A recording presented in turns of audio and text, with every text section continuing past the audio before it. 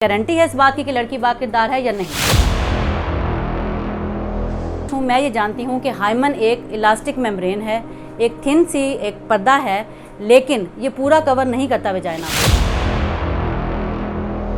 शादी की रात सुहाग रात नहीं मनाई जा सकती।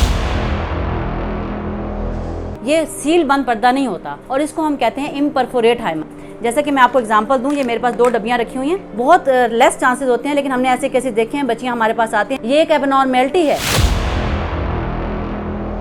उनको ब्लीडिंग नहीं होती कि अगर लड़की को फर्स्ट नाइट ब्लीडिंग होगी तो ही वो बाकिरदार होगी। हालांकि मर्द जो हैं वो बीवियों को शक की निगाह से देखना शुरू कर देते हैं।